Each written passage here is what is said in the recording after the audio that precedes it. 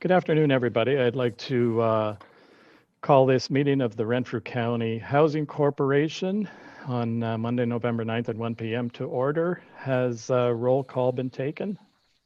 Yes, Mr. Chair, the roll has been taken. Thank you very much. Are there any disclosures of pecuniary interest and the general nature thereof? Seeing none, then I will ask for a mover and a seconder for the adoption of the minutes of the previous meeting held on October 14th, 2020. Moved by Councillor Love, seconded by Councillor Regier. Any additions, corrections, or omissions? Seeing none, all in favor? And that's carried. So that brings us to delegations, and we have a delegation from the grind with us today. So I will turn this over to Councillor Giacono to introduce the delegation, and we will move forward with their presentation. Councillor Giacono. Thank you, Chairman Brose. I'm going to keep the intros short because I know they have a lot to inform you about. But the three key members of the Grind organization are here today. Reverend Deacon Adrian Chaput. He was a native born and raised in Pembroke, and he spent almost half his life in healthcare, education, and personal business. He was ordained on May 10, 2008 as a deacon to the Catholic Church and assigned to St. Columbicals. He has worked wholeheartedly with St. Vincent de Paul and also with the Salvation Army. And he has a tremendous background in, the church faith issues, as well as what the community requires and what has been happening here with the grind. He's a wonderful member of the board of directors and brings a great deal of information and knowledge with him. We also have Jerry Novak, who Jerry grew up in North Bay, currently lives in Petawawa. He joined the Canadian Armed Forces in 1987 as a military police officer and served in that capacity for 11 years. He's currently a full-time officer, police officer at the Ontario Provincial Police. Jerry brings with him a great deal of experience, and he is the founder of the Grind Youth Group, which originated from a school gym in Petawawa originally. The group eventually developed into the Grind Youth Center. Jerry's passion for community outreach expanded in 2015 when the Grind began focusing on the needs of at-risk adults. Jerry is presently attached to the OPP East Region headquarters in Smith Falls, but he also brings a great deal of experience with him that deals with provincial and federal mandates. I'm not going to get into that. Jerry is a very accomplished individual and obviously has a great deal of interest in this group.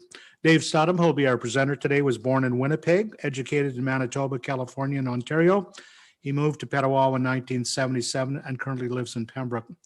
He retired from the federal public service in 2004 after a 32-year distinguished career in public affairs and community relations with Atomic Energy of Canada.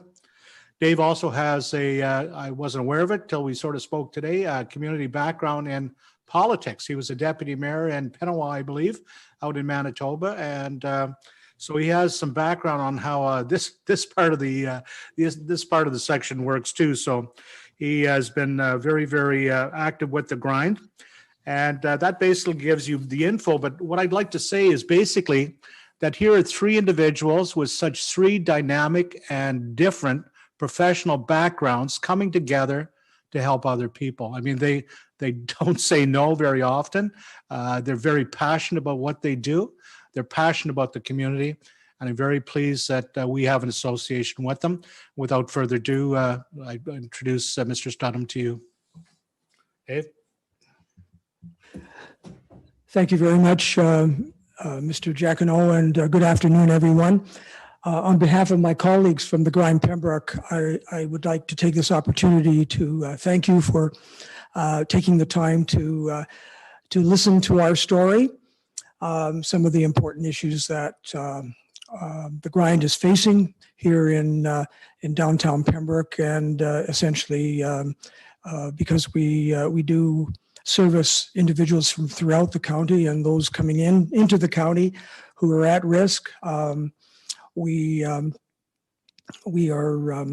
working very hard, and what we'd like to do is give you a little bit of additional information to what has been provided to you.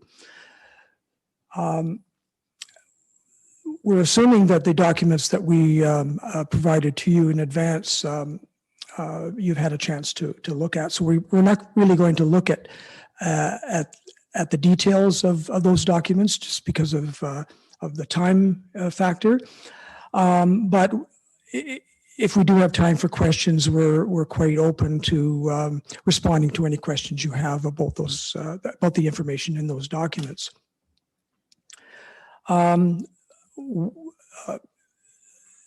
The Deacon Adrian did provide you with a couple of documents, some statistics on the work that St. Vincent de Paul is doing in the community, and that just adds to the flavor of our presentation. To give you an idea that the Grind is not the only organization that is trying to address the issues of our marginalized population. What we'd like to do instead, though, is just to give you some highlights on the essence of why we're here, why we were pleased to accept your invitation. So I basically have seven points. The first being that the Grind was created to try and fill gaps that exist in serving the needs of a large marginalized at-risk population who are essentially living in poverty. We are always wary of duplicating the efforts of other entities, and therefore our goal has always been to complement the efforts of other organizations and agencies involved in the health and social service sector. Partnerships, we find, formal or otherwise, are an excellent environment within which to ensure that we are working in tandem with other entities with whom we share clients.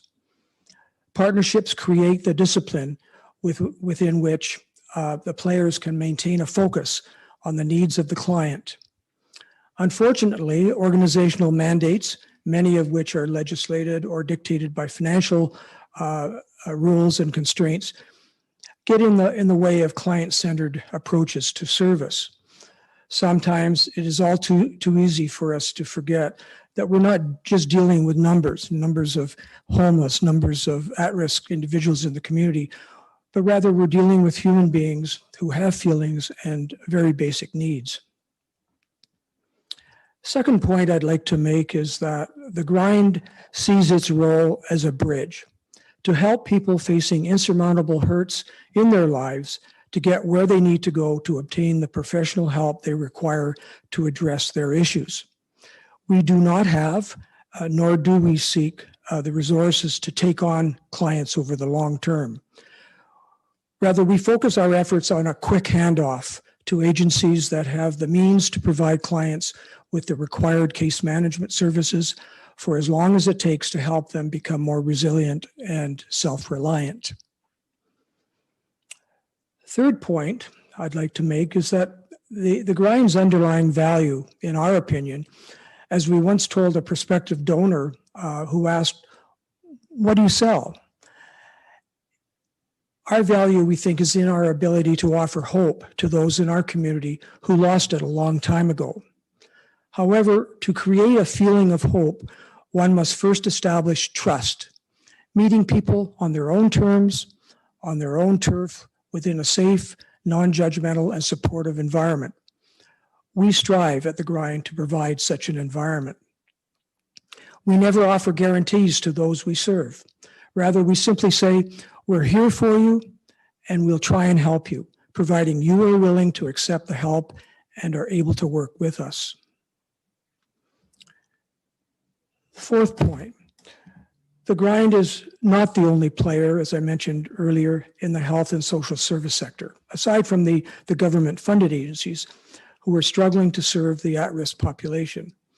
Our faith community and our service clubs and others are facing the same organizational and service challenges we are due to shrinking donations and an aging volunteer base.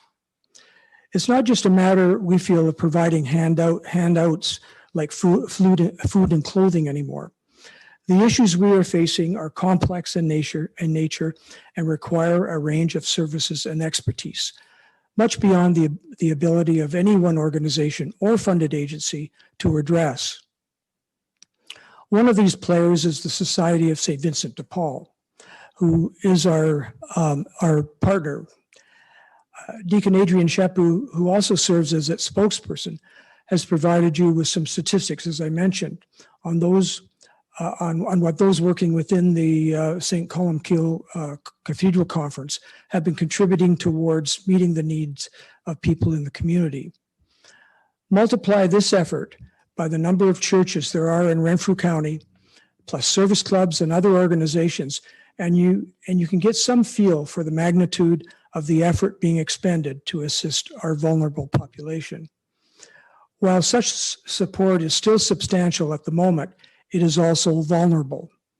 With church congregations and service club membership dwindling and generous parishioners and volunteers aging and dying, we may be getting closer to a collapse in the not-for-profit sector than we realized. Fifth point. Early in the creation of the Grind's Client Services Office, we realized that many members of the at-risk population were confused by the system or completely turned off for whatever reason. So we began to focus on what is known in the health and social service sector as system navigation. That is, it's a fancy term for assisting an individual in need of help to connect with an appropriate community resource in a timely fashion. But first, it's important to understand the basics of the need in order to properly direct individuals to the right source of help. To do that effectively and ethically, we realized that we needed professional help to provide assessments as to where best to direct the individual. That led us to reach out to agencies for help. The outcome to date has been gratifying in that we have agreements with the two largest health and social service agencies in the county to embed members of their case management counseling teams at the Grind. For example, with 3 rotating members of Mental Health Services Crisis Team present, we can offer both mental health and addictions expertise to difficult situations when they arise. The partnership with the Developmental Service Division of Family and Children's Services has opened up resources to help with adult clients who deal with developmental issues, including through the provincial urgent response mechanism for those individuals who are ultimately assessed as incapable of caring for themselves. These resources also provide backup and mentorship to college placement students from the social service worker and addictions and community worker programs at Algonquin and Willis colleges, respectively. The model we have created is working, but there is more to be done in developing a comprehensive and coordinated community response to issues. We refer to the need for a community social contract that will provide a framework within which the health and social service sector can work together more efficiently and effectively. On our part, the Grind is open to partnering with other agencies involving on-site servicing in Grind facilities. The sixth point, the Grind is headquartered, as you know, in the city of Pembroke and provides direct services to those who have physical access to our facilities. This naturally leads to the assumption that we are focused only on individuals who live in Pembroke. If you think this, please let me disabuse you of that notion. It should be no surprise to anyone that Pembroke is a magnet to county residents who have need of services that they can't get elsewhere in the county. It is also a magnet for some individuals from larger urban centers who want to escape a riskier environment and think that a rural setting will better meet their needs, little realizing that smaller centers have fewer resources to offer, including housing options. We get calls for help from many county locations, including Arnprior, Renfrew, Eganville, Killaloe, Barry's Bay, Petawawa, and Deep River, and points in between. To give you just one stark example, when someone commits a crime in the county and they're incarcerated in Ottawa until a court date is set, and when that court date is set, the individual is brought to Pembroke. And if the judge releases the individual on probation, they are literally released on the street with no ID, no money, no additional clothing, nothing. By word of mouth on the street, such individuals learn about the grind and make their way to our doorstep. If we're lucky, the duty council at the courthouse will give us advance notice that the individual is making his or her way to see us. I've personally helped such an individual who arrived at our office in his pajamas, having been arrested at his home in Renfrew 6 nights previously following a domestic dispute. This summer, as another example, we were assisting 17 homeless men who came to Pembroke from outside the county. The complication in dealing with these cases was that all of these individuals, for reasons we could only assume related to some mental health issue, refused emergency motel accommodations, preferring instead to sleep in city parks, building doorways, or along the riverfront. We couldn't even offer them a shelter because we don't have one, at least in this part of the county. And they refused help to get to an Ottawa shelter because of negative experiences they may have had there or in another larger center. The last point I'd like to make is that meeting the growing needs of an at-risk population is not a simple task for an organization that is primarily resourced by donations, fundraising, and whose operations are volunteer-based. As generous as community members and organizations are in donating time and funding, such support is simply inadequate to sustain an organization like the Grind. We face donor fatigue and volunteers come and go. Planning is challenging as a result, and we don't have continuity in the required oversight of operations. While such community support is sufficient at the moment to keep the doors open and the lights on, we are desperate for sustainable funding to keep the operations running smoothly. And by this, I mean funding for wages and benefits for key positions to provide the management planning and oversight, fiduciary control, training, fundraising, and operational programming and execution. These functions are currently covered by volunteers who are increasingly becoming unavailable. In conclusion, as complex and challenging as the issues we face in our communities are, there is no reason we can't deal with them more effectively. To do so will require that we all work more closely together as community and as organizations currently involved in the effort. This is not to say that we can fix everyone we try to help or succeed in making all the issues go away, but we need to move from a hands-out mode to more of a hands-up approach, and that will require efforts to address the systemic problems, essentially to focus on some of the root causes of these issues. We are firmly of the opinion at the Grind that if community organizations continue to deal with these issues as solitudes, we will certainly be overwhelmed. We all have something to add to the required solutions: our resources, our intellect, our experiences, and our energies. And finally, the Grind Pembroke is one of many players in addressing the health and social challenges that exist in the county and certainly here in the city of Pembroke. We have developed a service model that has been shown to be effective in supporting not only those in crisis, but in complementing other organizations and agencies in their efforts to combat the problems. We have also demonstrated that we are capable of partnering with others to achieve mutually desired goals. But despite our successes, we are vulnerable and in danger of losing what we've achieved. For those who recognize the Grind's value, just imagine what would happen if we closed the doors tomorrow. Who would pick up the pieces? Without sounding too alarmist, we may be closer to that point than you think. Thank you very much for listening, and my colleagues and I are open to any questions that you may have. Thank you. Thank you very much for that presentation and also the very comprehensive and detailed package that you sent to committee prior to this meeting. There was certainly a lot of information to go through. I'll turn it over to committee to see if there's any questions that they wanted to direct to your board.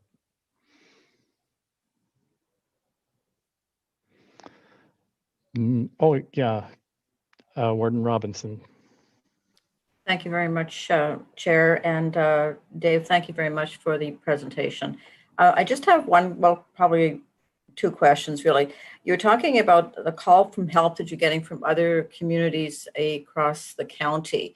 I'm just wondering who is calling you, if it's the municipalities or if it's organizations in those communities. And then my second question is, what are they looking for from you?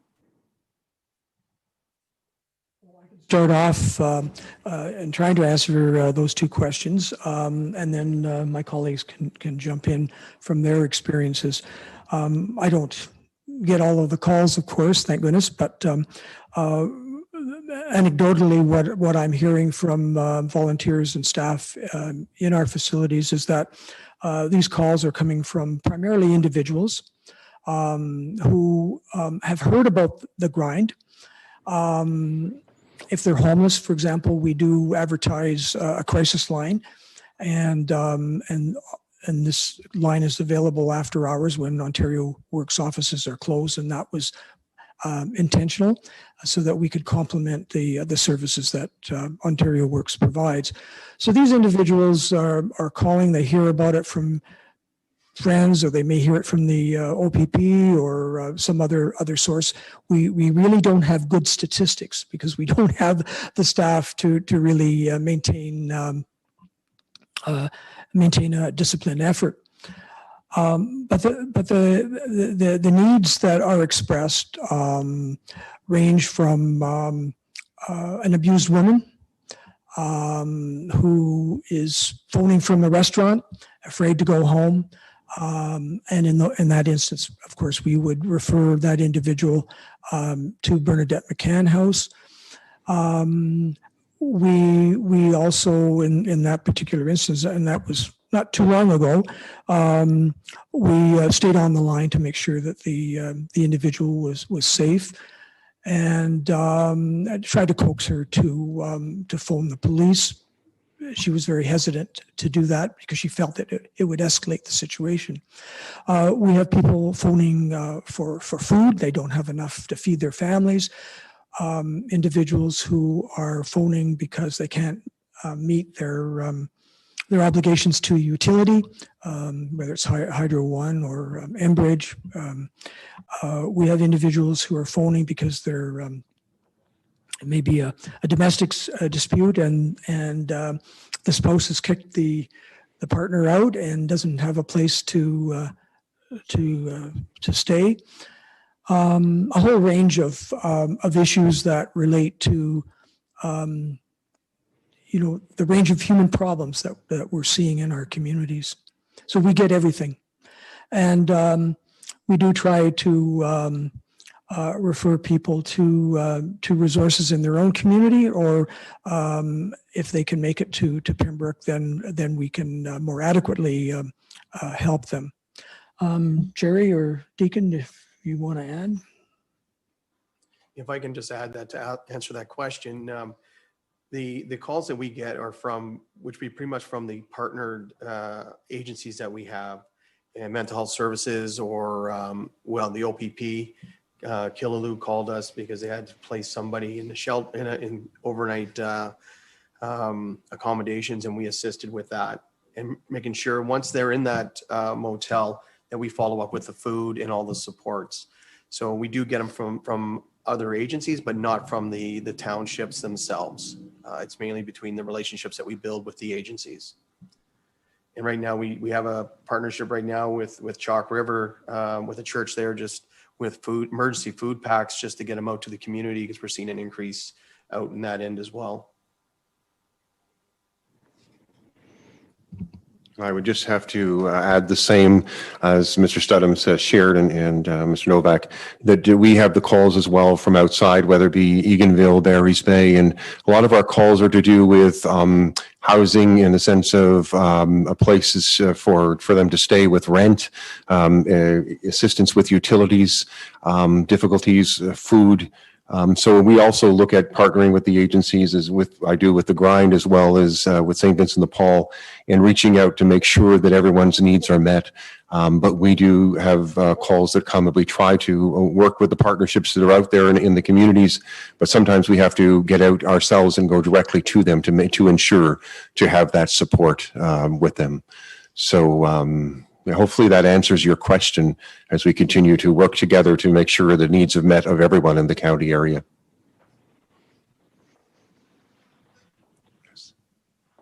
Warden Robinson, was there any supplementary or are you good with that? No, thank you, Chair. I got the answer to my questions. Thank you very much. So I just had, and I certainly do agree with the comment you made in your presentation that having those conversations and building the trust with the clients is so vitally important. I had mentioned to my social services leadership team that I had watched a program on the news the one night, and I can't remember, and I wish I could, which province that the experience was related to, but it was about a soup kitchen that was having some of the same challenges that you're having with volunteer burnout. And it was one of the local pastors that got involved and started having conversations with the clients within the soup kitchen to discover what their gifts were. And what he discovered was there was one of the clients who was actually a certified chef, and he had him started working in the kitchen and trained some of the other clients to do food prep and also food servicing. And they went from struggling to thriving. And I'm just wondering if I had seen in your information that you're planning on hiring a cook and also an executive director. Is part of the plan to help engage and maybe utilize some of the talents of your clients? Well, I can answer that. Actually, we're doing that now. Our cleaning staff is what we hired one of our clients for the cleaning, as well as for our snow removal and garbage. So we try to do that when we can.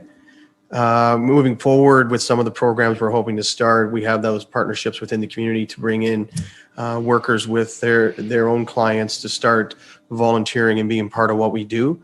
So we're excited about some of those partnerships, but we do obviously look for that within our, if you will, the client population, what their skills and what they can offer. Right now, they're helping us just with some basic cleaning at the fire hall, for an example. They're coming in once a week to help out.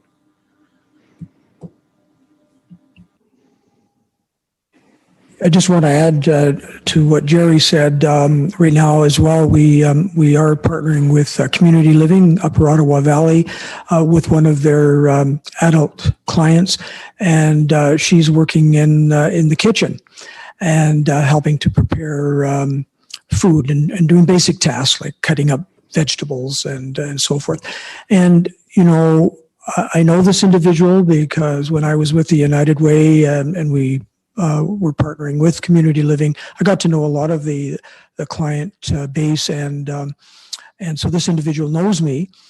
And anytime I walk into the kitchen to talk to the cook or whatever, this woman is there with a big smile on her face. She appears to be fulfilled. She feels like she's part of an important task, and she's getting a lot of pleasure out of it. And so when our clients are happy, we're happy. And so just building on what Jerry said, once COVID is over and we all have hope that will happen one day, that we'll get back into our full suite of activities and are able then to incorporate more of the clients in our work. But right now, because of space limitations due to the health regulations, we're limited as to what we can do. Thank you very much for that feedback. And I know COVID certainly has created a whole unique environment, and probably has caused some of the pressures on your volunteers as well, because I know a lot of the volunteers tend to be in the more seasoned and elderly category, and because of their own safety, prefer to stay isolated. So I certainly hope we soon get through this COVID as well, so that we can get back to, I don't know if we'll ever get back to normal, but some semblance of what can be at least more effective. Are there any other questions from committee? Warden Robinson and then Councillor Love. Thank you very much, Chair, and I don't want to monopolize the conversation. I'm just going through the package that the Grind sent us, and the third item under operational priorities is the introduction of a new community service, and it's referring to a local physician interested in helping out.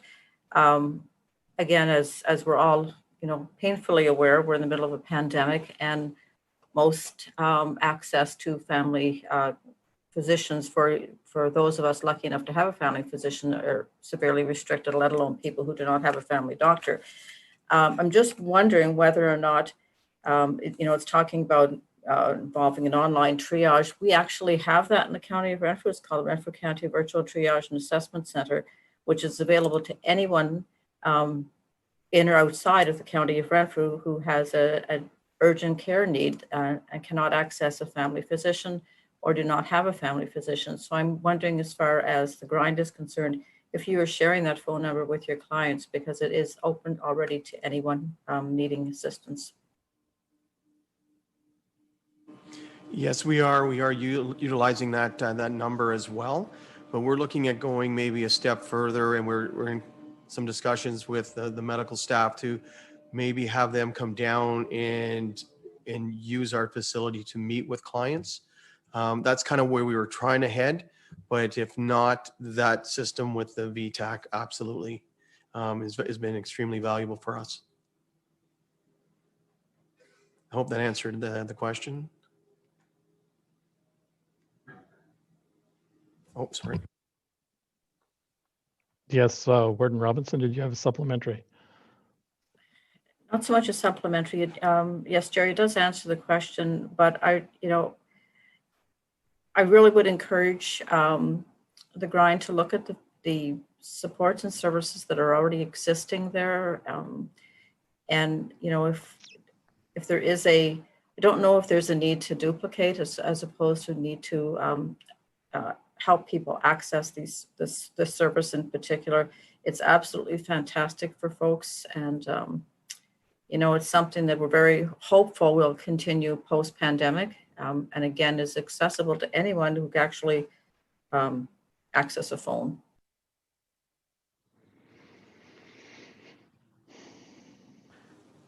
Yeah, no, and we hope that happens. Just some of the struggles that we see, and that's staying obviously down at the Grind. The only solution for them right now is if they don't get to the phone or if they're not supported, is they'll go to the emergency.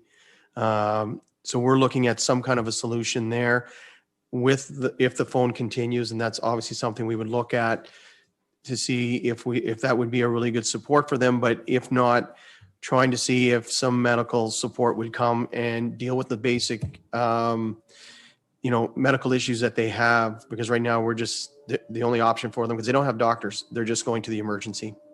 So that's kind of where we were headed, but whatever that looks like, we do have a couple doctors working with us. So we're hoping with their advice and direction and working with everyone that we'll find a solution for our clients. I hope you do too. Councillor Love, you had a question? Yes, thank you, Chair. First off, I really wanted to thank you for all the very detailed information. It certainly gave me a very strong picture of everything you're engaged in.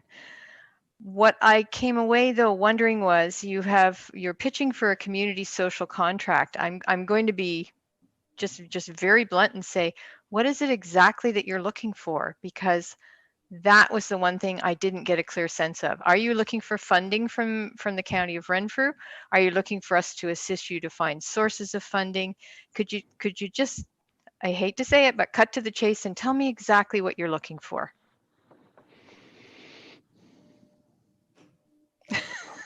I'm being blunt, sorry.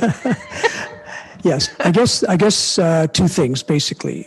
We see a need to strengthen existing partnerships and to expand them among the health and social service sector. Until we started reaching out, for example, to mental health services and family and children's services, we felt pretty isolated here in downtown Pembroke. And as I indicated in one of the documents, in approaching mental health services, I did that personally because I knew the executive director, and my simple comment to her was, you need to be closer to the clients with us on the main street of downtown Pembroke, and I refer to it as Mental Health and Addiction Central. We've had individuals overdose in our coffee house. I attended one of them personally, a young woman. We have individuals who are acting out because of some mental health disorder, causing problems on the street. And while we can't control what happens on the street, we can only try and control what happens within our facility. We don't ignore it. At most we'll phone the police to have them intervene. So having a closer relationship with the main actors in the health and social service sector is critical. I mean, when you look at the clients that we're dealing with, they're the same clients that other agencies are dealing with. And if we aren't working in tandem, we could well be working at odds inadvertently. To just give you one example, because of privacy laws, and I understand, we all understand why those laws are in place to protect individuals. Those regulations get in the way. If we don't know at least a basic background of an individual that comes to our door, but maybe who may be a client of another agency, then we're really at a loss because we don't have always have the professional expertise rate on the ground. So we start phoning around, and oftentimes the people that come through our doors, they may be connected to an agency, but they don't remember who their service provider is. So and then if we do happen to connect with that service provider, then there's that barrier. I'm not blaming anybody, but it just delays the whole process. And in the meantime, the individual's having a meltdown on our doorstep. So we really need, we feel, to have a closer relationship where we're able to share information, and because if we don't marshal our resources to help these individuals, then something's going to be missing. And we have seen many examples of despite the best efforts of any one particular agency, and we've got some wonderful health and social agencies in the county. And I think we've got some good relationships with Ontario Ontario Works, ODSP, Mental Health Services, Community Living, etc. We're still not where we need to be. I don't know if that's answered your question. I think you asked two. Yeah, go ahead. And the funding, yes. Sorry. So yes, the donations and donations in kind that we get are sufficient only to pay the insurance, pay the heat and light. We have not been able to until recently even think about hiring management positions. I've been providing that service. Jerry has been providing that service. Some of the other board members have been providing that service. I'm probably the only one that's retired. and it's taken over my life. I'm 70, almost 74, and I'm ready to retire for the last time. and so, but I just can't just sort of drop the ball because there's no one else. I don't mean to pat myself on the back, but there's a need for certain skill sets that we have not been able to find among the volunteer base. And we need money for that. And grants do not provide it. Grants do not provide for administrative support. And so in the second document that I prepared for the grind, I outlined some of the positions for which we are looking for funding. Where that funding comes from, I really don't know. I guess for us, the minimum we would really like from both the city of Pembroke and the county of Renfrew is to work together to try and find source of revenue. And where are those sources? Well, the only two sources I can think of are federal and provincial governments. I think we need to have a singular, strong voice in the county to bring more resources to our geographic area. I don't know what the alternative is because we've tried the volunteer route and it's just not working. We've been lucky so far, but we're seeing signs of severe stress, and COVID has not helped. Some of the COVID money has been a godsend, particularly in the food area. Through social services, we've been able to expand our food service, and if you recall, we took that over from the Salvation Army when they left the city of Pembroke, and so with the increasing demand for food, we just would not be able to meet the need without support from Laura and her colleagues. So. But that support, we don't know how long it's going to exist. The current grants that we've obtained end on March 31st next year, and it's anybody's guess. At least we don't know what's going to happen beyond that. But if the COVID grants do not continue, then we will definitely not be able to sustain the food effort with our community kitchen to the extent that we have now, where we added on to the traditional lunch offering to include breakfast and a couple of dinners a week.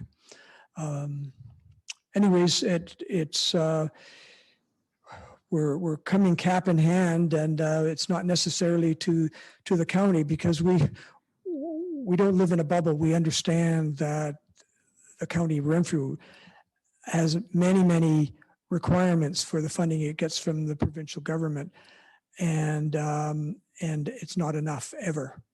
And so I don't know what the answer is, but we're going to have to make some very strong representations to Queen's Park and to Ottawa, because when you think of Renfrew County, this is one very small cog in a huge problem in this country. There are many organizations like the Grind and many political jurisdictions like the county who are suffering in rural Canada. So it's I don't know what the answer is, but it's certainly the answer is not going to be from a non-coordinated effort. It's going to take all of us to tackle it, I think. Yes, Councillor Love. Thank you, Chair. Certainly, I very much appreciate the fact that the service you're providing is catching people who are falling through the cracks. Obviously, there's a there are people who our services aren't getting to for the reasons that you have suggested, and you're like an additional social safety net. You're catching them and helping them, if humanly possible, to get into the services that we are providing. So I would hope that, based on all the information you've given us, that our county social services staff would look at that information and see if we can't coordinate efforts so that we are working together. Obviously, that's critically important. In terms of funding, trying to find funding, again, we as politicians, we lobby. That's what we do. We lobby the government. We're constantly looking for money for important things to our community. So I'm not going to put the warden on the spot and speak for her, but I would hope that as a county council, we would at least be willing to be lobbying anywhere we can towards providing some funding for this critical service in the county of Renfrew. So while we may not have a great amount of money we can offer you to keep you going, I think if we can work together, that's the most important thing at this point, that we work together to see what we can do. And I'm going to leave it at that. That's just, I'm expressing myself to you. Thank you. I just want to add, and I thank you for those comments. We didn't come here today expecting to receive a bag of money. Really, what we wanted to do was start a conversation. We wanted to make sure you were aware of what we were facing on the ground and what other organizations are facing from the information that we get, and hopefully that would trigger some interest and concern, and maybe open up some opportunities.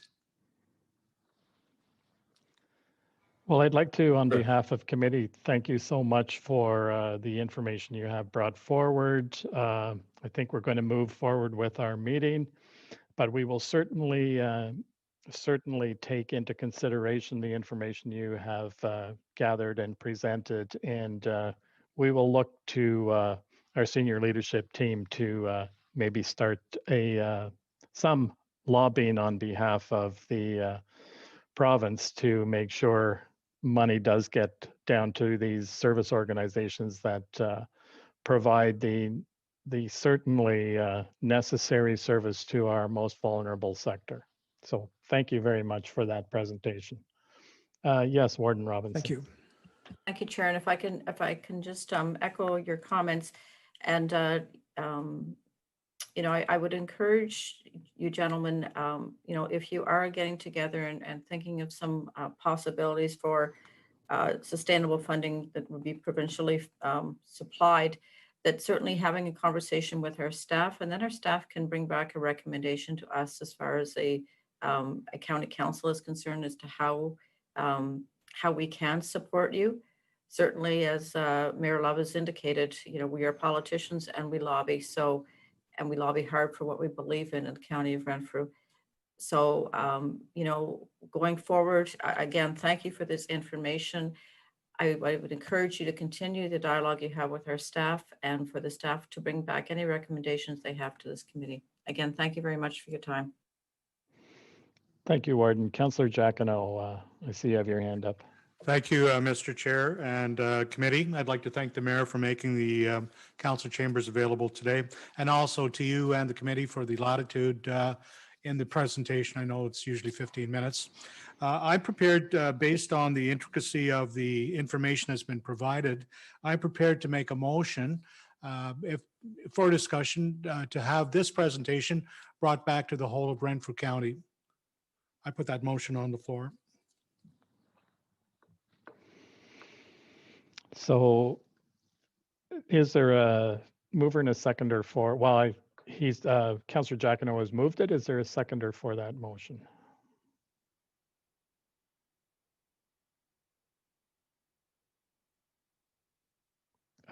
Yes, Warden Robinson. I'm not going to, as the warden, I'm not going to second the motion, but I would just suggest that to bring this back to County Council, you're going to have to be much more explicit as to what you're actually asking for, as opposed to just presenting the information, which is wonderful.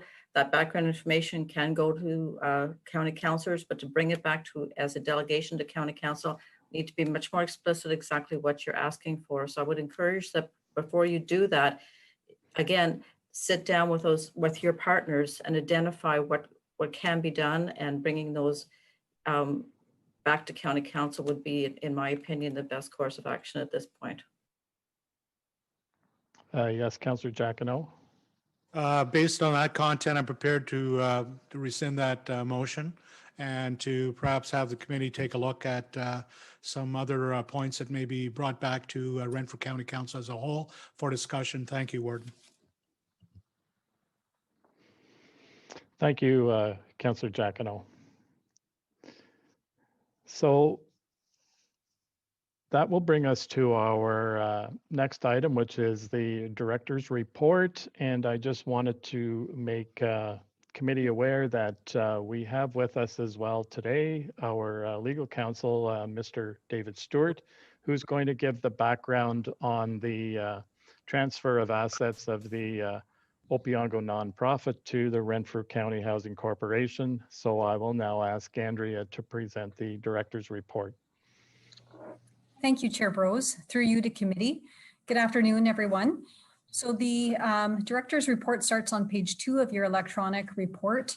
And the only item on there is item number 1, which is a bylaw recommendation with respect to the Opeongo nonprofit community residential development transfer of assets to Renfrew County Housing Corporation. So if I may, Chair Brose, I'll go ahead and read the bylaw recommendation for committee, and then allow Mr. Stewart an opportunity to review the background information. Yes, please go ahead. Thank you. So the recommendation is, whereas the Renfrew County Housing Corporation, the corporation, was incorporated under the Business Corporations Act, and whereas the corporation is a local housing corporation as defined in the Housing Services Act 2011, and it has decided to purchase the assets of Opeongo Nonprofit Community Residential Development, Inc., which is also a local housing corporation pursuant to the Housing Services Act. Now, therefore, be it resolved that 1, the transfer of assets from the Opeongo Nonprofit Community Residential Development Incorporated to the corporation in accordance with the terms of the transfer agreement between the corporation and Opeongo Nonprofit Community Residential Development, Inc., be and the same is hereby approved, a copy of which is attached as Appendix 1. 2, the corporation is hereby authorized to enter into and adopt the said transfer agreement. And 3, the directors and proper officers of the corporation be and they are hereby authorized to do all things necessary and execute and give effect to the foregoing pursuant to subsection 34 of the Housing Services Act 2011. And further, that the Renfrew County Corporation Board of Directors recommends to the Social Services Committee that County Council adopt a bylaw for the transfer of assets of Opeongo Nonprofit Community Residential Development, Inc. to Renfrew County Housing Corporation on or before December 31st, 2020. So I'll pause there and turn it over to Mr. David Stewart to walk committee through the background and answer any questions that they may have. Thank you. Thank you, Ms. Patrick, and good afternoon, Chairman Brose and members of the committee. The package which you have received has a brief background note on page 3, and undoubtedly you've all read that. There's not much I can do to expand on that.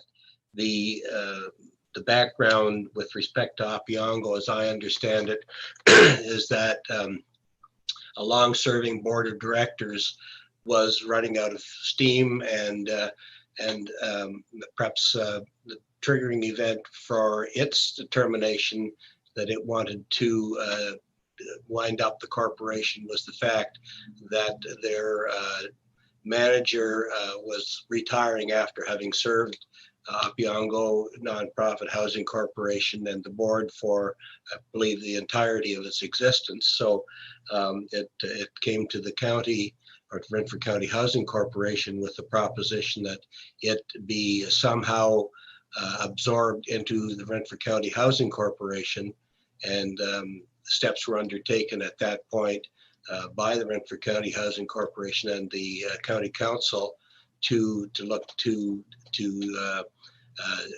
proceed in that fashion. The Renfrew County is the service manager for these corporations, and it seemed very much a logical step to take. Pardon me.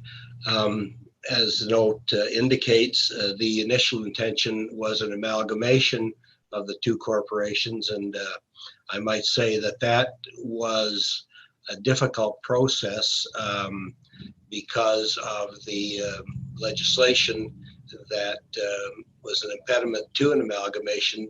I think that the intention continued to be, let's do an amalgamation, and then at a certain point, as noted, the determination was made by the county, by Renfrew County Housing Corporation, that it wanted to do an asset acquisition rather than an amalgamation.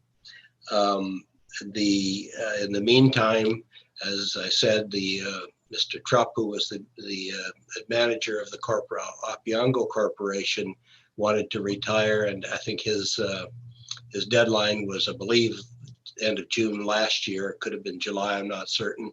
In any event, in order to accommodate him and to accommodate the Opeongo Corporation, a management agreement was put in place. The corporations signed on that management agreement, and it, in essence, was Renfrew County Housing Corporation taking over the entire management of Opeongo, and it has been performing under that agreement from that time until this time. So having the Renfrew County Housing Corporation having determined that it wanted an asset acquisition, that the steps were undertaken to achieve that end, and that brings us to today, where there is a draft agreement between the two corporations for the committee's consideration, and if acceptable, to send it on to the board, and therefore thence to the county council for its imprimatur as the shareholder of Renfrew County Housing Corporation. I think that brings us up to date at this point. Of course, I'll try to answer any questions you might have. Thank you, Mr. Stewart. And I think I'll get a mover and a seconder and then open it up for comments. Can I get someone to move and second the recommendation? Moved by Councillor Jacquinot, seconded by Councillor Grills. So now, and I see Paul had his hand up. Paul, did you want to comment before we start into questions? Sure, just a quick comment, Chair. So Chair, through you to committee. This agreement essentially fulfills a previous obligation of a previous resolution passed by committee and county council almost a year and a half ago. So county and council and committee agreed that we would take on the assets of the corporation. By approving this resolution today and this bylaw, it essentially allows us to proceed with that. Thank you, Chair. Thank you, Paul. Are there any questions from Paul and or Mr. Stewart? No questions. Perhaps I might add a little bit on, Councillor Reinwald, a little bit of the sort of the details of the transaction. So it would be achieved by way of a transfer of the real property and by a bill of sale of the movable assets. The part of the transaction will include the assumption of a mortgage which Opeongo has granted to CMHC. I don't have the number right in front of me, but the balance, I understand, of the mortgage is something in excess of $400,000. So that would be, the county would be taking on that mortgage. It would be paying a little bit of land transfer tax. I think I gave the number to Laura and Andrea the other day. I think it was in the order of $5,000 or something of that sort. Councillor Reinwald and then Warden Robinson. Thank you, Chair. Just wondering what kind of shape the building is physically in, and any idea what the annual maintenance costs are on it. I'm assuming also that the the transfer is also the transfer of the employees. So I'm just trying to get my head, completely around this. So if I could get those questions answered, I'd appreciate it. Yes, Mr. Morrow, please go ahead. Thank you, Chair. I'll start with part of it, and then I may call on Jeff to jump in and support me as well. When we started to undertake this discussion with the Opeongo Housing Corporation, we incorporated their buildings into our building condition assessment report that was done. So in doing that, we have a very good understanding of the condition of the physical assets we're about to inherit or purchase. And they are not bad given the age of them. They've been well maintained. We don't anticipate that there will be a significant liability with respect to any unforeseen issues with the structures. For the most part, very similar to the buildings we already own. I can answer the staff part. So as Mr. Stewart has indicated, Mr. Troop, I believe, was the only staff member, and he was a jack of all trades. He has decided to retire and has done so. We have been maintaining the building with our forces, and we have found some economies of scale, knowing that we have a property just down the road on Vimy as well. So our current maintenance staff have taken over that role in the maintenance of those facilities. If I may, Chair, I just turn it over to Jeff to add anything he may want to offer. That's fine. Yes, go ahead, Jeff. Thank you, Chair, and hello to members of the committee. A couple of points. One, we have the audited financial statements for Opeongo Housing as of December the 31st, 2018. And so just with respect to the assets that are transferring, they have a original historical cost of about $2.8 million at that point in time for 42 housing units, in addition to a small office building. The net book value on those assets was about $725,000. And correspondingly, the mortgage balance on those properties was about $725,000. We have not received the financial statements for year-end 2019 as yet. But as I understand from Mr. Kubaszewski, who is responsible for the audit on behalf of Opeongo Housing, the balance of the mortgage sits at about, or will be, approximately $425,000 at the end of 2020. And the net book value of those assets will correspondingly be about $425,000. So that is the assets that we will receive with the corresponding debt obligation that offsets, those assets essentially. We understand fairly well what the operating costs and revenues are for Opeongo at this point in time. Gross expenditures, not including amortization, not including sort of principal payments on the debt, are about $180,000 a year.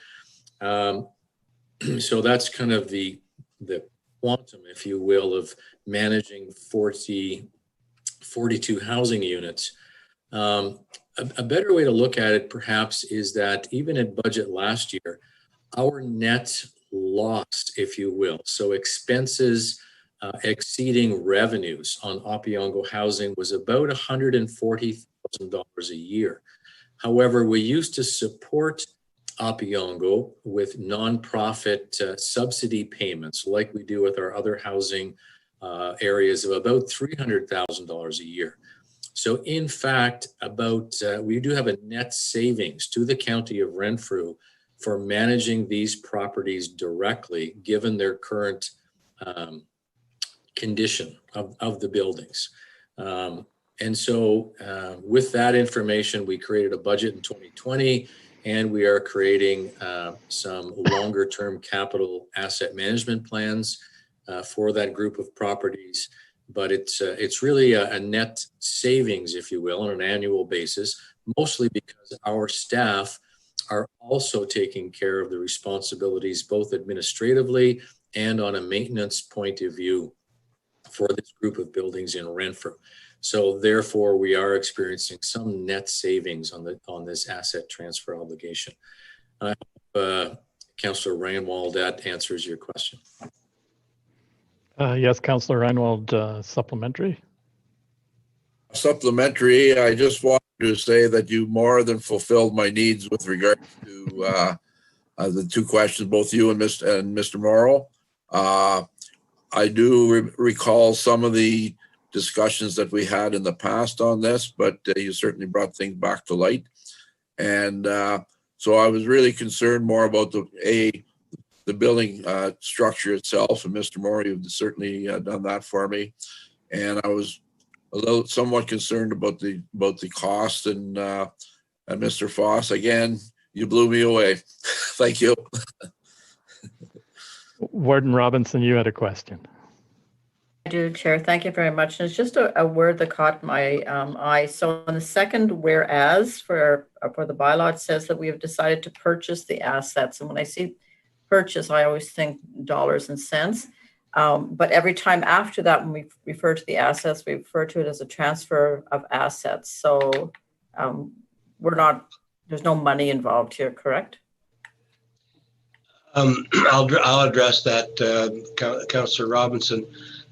The land transfer tax people regard the assumption of the mortgage in this case as the purchase price. We're not paying any cash for the acquisition, but we are assuming the mortgage. So that will show up on the land transfer tax affidavit on the transfer from Opeongo to Renfrew.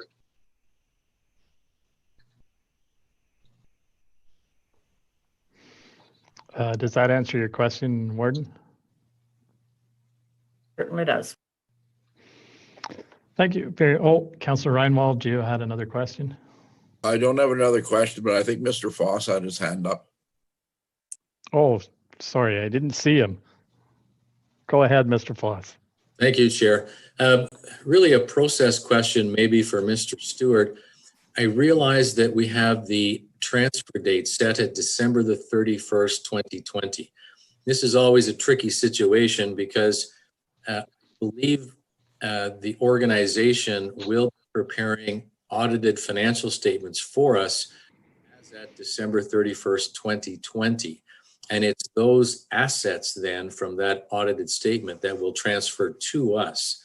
So would our actual transfer date rather be January 1st, then the next business day after they, I guess, wrap up their activities as a housing provider, or should we always have a similar date, December 31st, asset transfer to us on December 31st? It's really just a process question and really just understanding the fiscal year implications of this, I suspect. Mm-hmm. I'm not perhaps qualified to answer that question.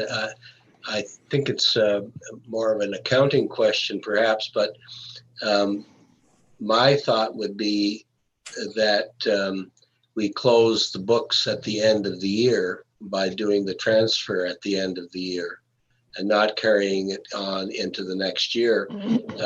If we carried it on into the next year, and perhaps you can address this, Jeff, would Opeongo have to do another financial statement for the year 2021? And through you, Chair, thank you for the question, David. I believe the intent is for Opeongo to really wrap up December 31st, 2020. But if they then transfer those assets to us on the same date, do we have to, in our financial statements, record those new assets coming in 2020, or do we show those new assets coming in 2021? And I realize maybe this is a bit of a question that needs a little more exploration. So between now and County Council, I'll dig into that a little farther and see if I can get some more information for Council on that. The intent is the same. It's just what is the date of the transfer to us? but I believe that they definitely want to liquidate those assets December 31st, 2020. So, Right. thank you for that. Yeah. Perhaps I'm sure, and I know that you've been consulting with Steve Kubiseski on these matters, and I think you just said that he being the voice of Opeongo at the moment, says he would like to finish, wind up that, or not wind up that corporation, but conclude the business of that corporation this year. And next year, steps will be undertaken by Opeongo, as I understand it, to wind up the corporation in its entirety. Well, thank you very much. Are there any other questions?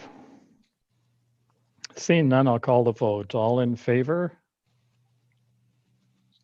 And that's carried. Thank you. So that brings us then to, I need a mover and a seconder to accept the director's report as presented, or actually, I guess we just did the resolution for the nonprofit Opeongo Housing Corporation. So we'll move to the general manager's monthly report first, and then we'll adopt. Thank you. Carol, are you there? Mr. Chairman, may I interrupt and excuse myself from the meeting at this time then? Yes, you certainly may. Thank you. Thank you. Thank you.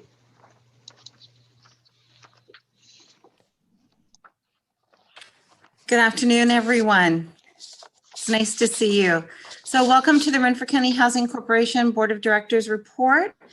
My report begins on page 18 of the electronic package, and we're going to look at some of the highlights from the previous month. First, we're going to take a look at the applicant tenant issues, which are highlighted under the Rent Cafe Community Housing section. And here we have a few charts. So in the first chart, you'll see that we had 73 new eligible applicants in the month of September. So our total applicants on our wait list are 651 at present. And you'll recall that we did a massive cleanup back in December because of the new legislation changes. So it's been drastically reduced, and now, as we anticipated, it's starting to climb back up again. When you look at the chart that falls directly below it, it shows the number of applications that which should read as at September 30th.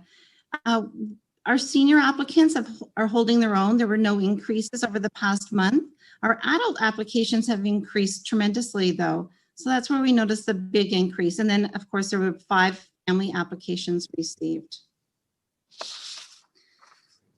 So moving along to the next page, top of 19, just another chart that depicts the applications in a separate way. So the total number of applicants that are on the wait list by senior, adult, and family, along with the number of dependents.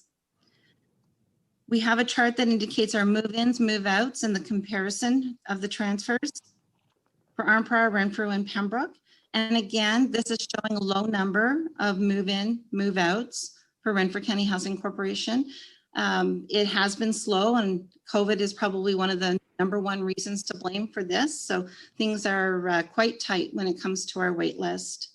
I was speaking earlier with somebody, and just to bring you up to date, you will see in our next report that there's going to be some movement. There has been a number of changes that have happened, and people are starting to move now.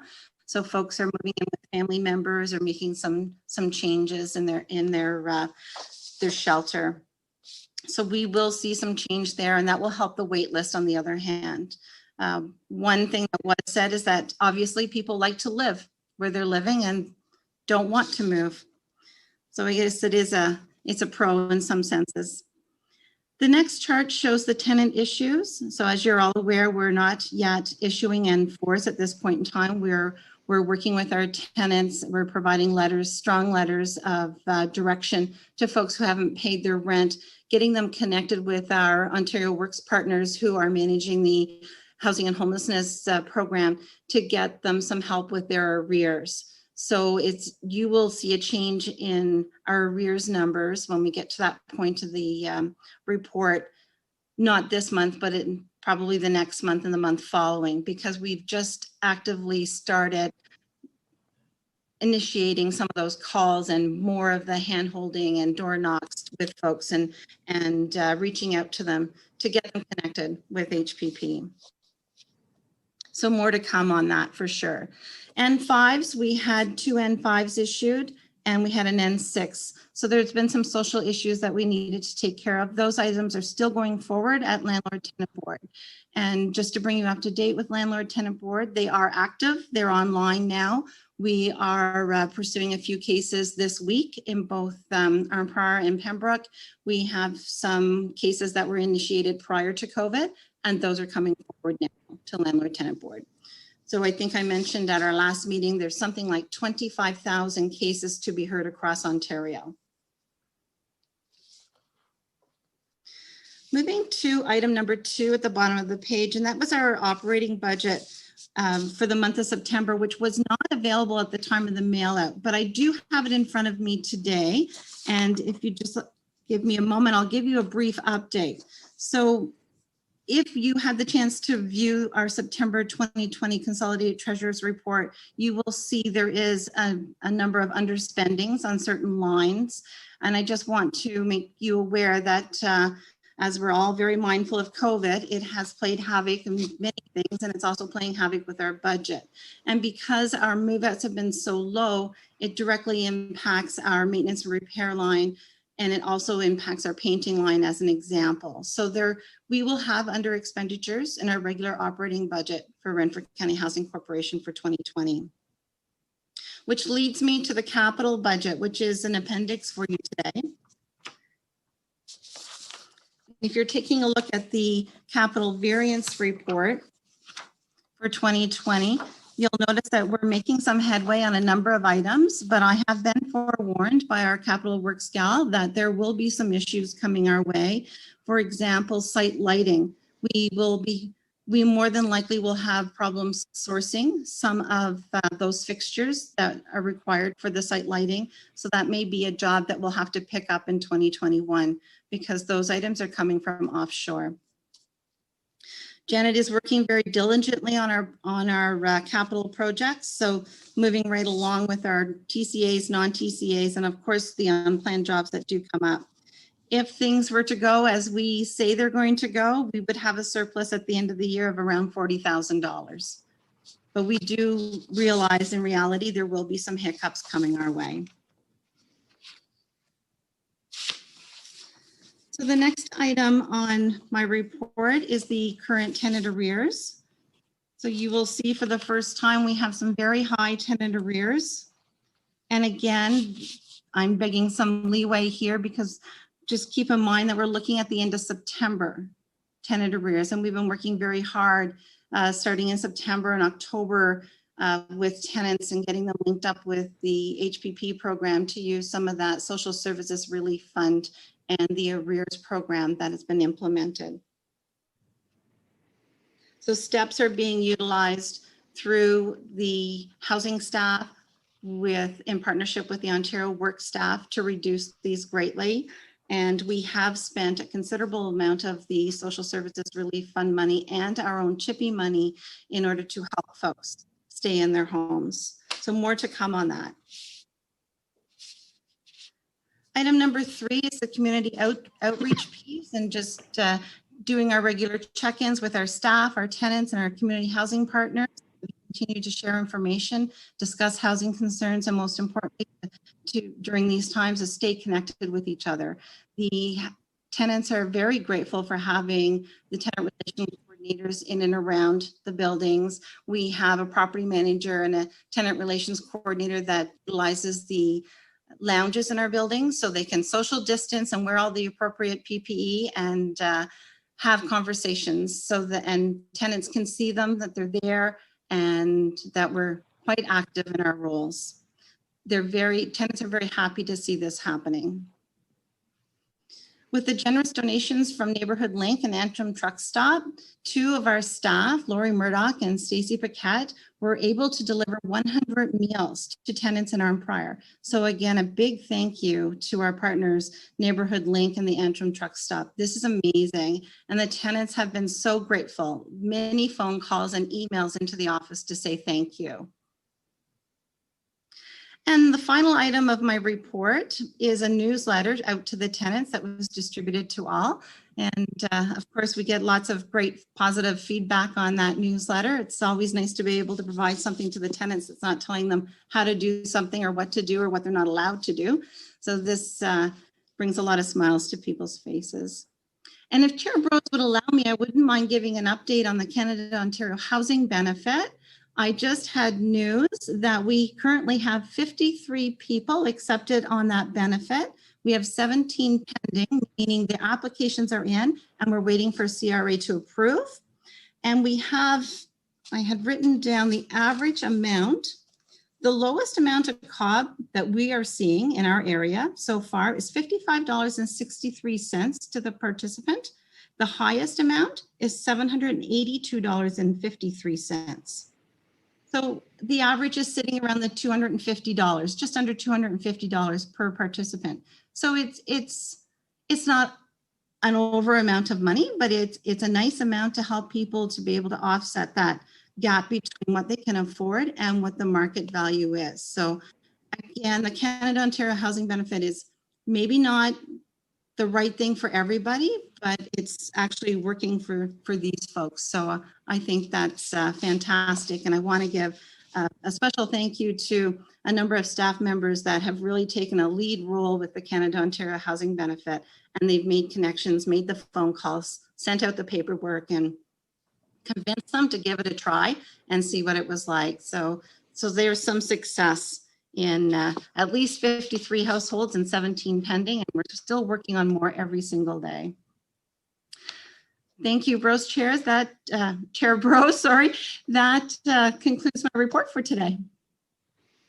Thank you, Carol, and appreciate that additional information. And yes, you're right. That is good news. So moving back to the beginning of the report, we have item number 1, the applicant tenant issues and the Rent Cafe community housing. Any questions on the stats?